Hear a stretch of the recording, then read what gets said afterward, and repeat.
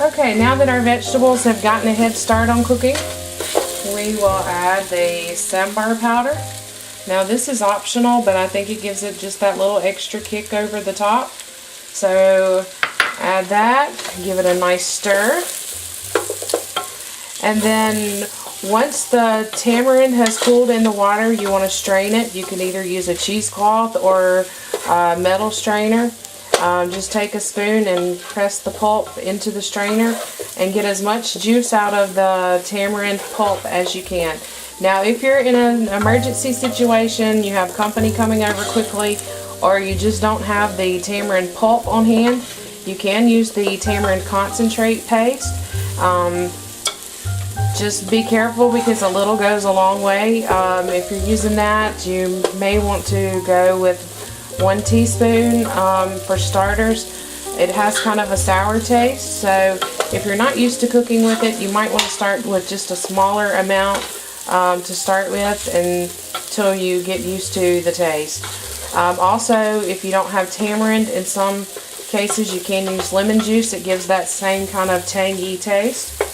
So once you have the pulp pressed through, then you just add that in.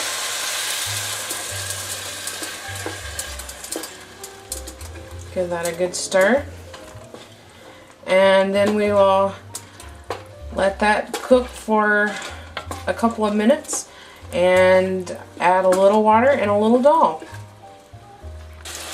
Alright, our vegetables are looking nicely cooking, so we'll add salt to taste. I've got a teaspoon here, and I did add a little salt when I was cooking the chana dal, the tur dal, I'm sorry. And so we add the salt, and to help the vegetables come along a little quicker, we can add a little bit of water. Let it start to boil again.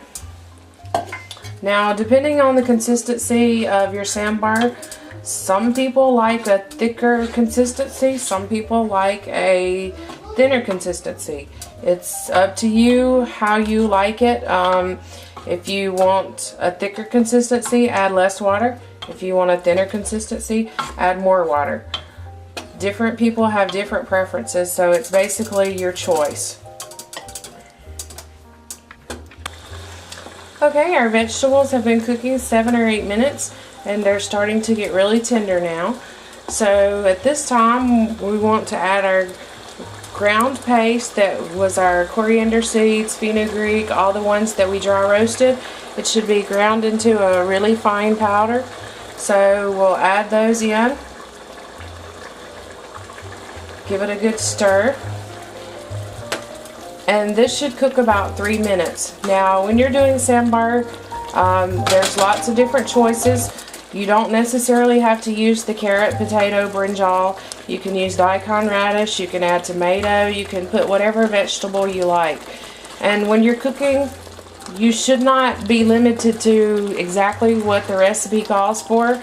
If there's certain things that you like better than others, add those in there. It doesn't hurt to experiment and try different things.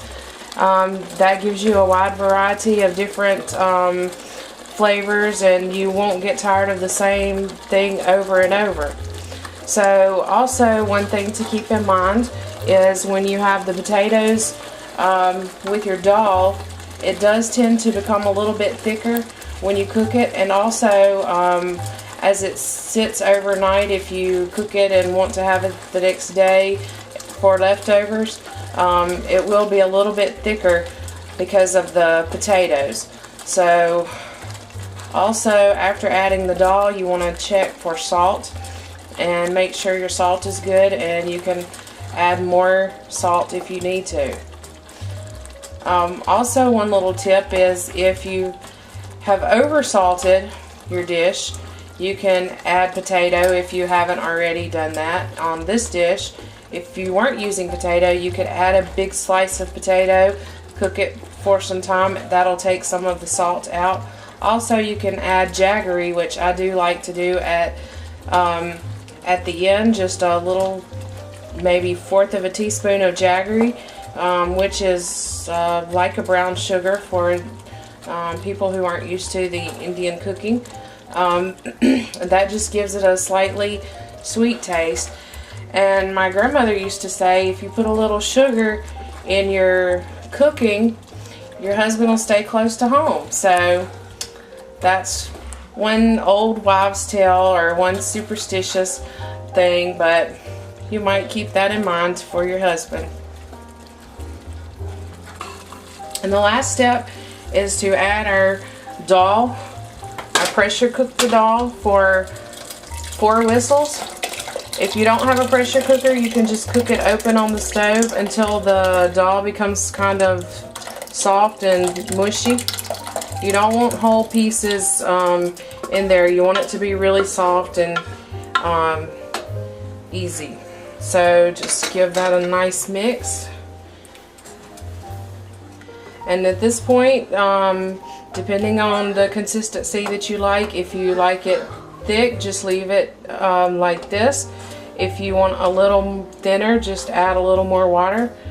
Go ahead and taste it for seasoning, and add your little pinch of jaggery at the very end. That's it. Our sambar is ready. Time to enjoy with our family and friends. Thank you for watching, and stay tuned for new videos yet to come. Remember, the love you put in the pot is the love that you'll get from the pot.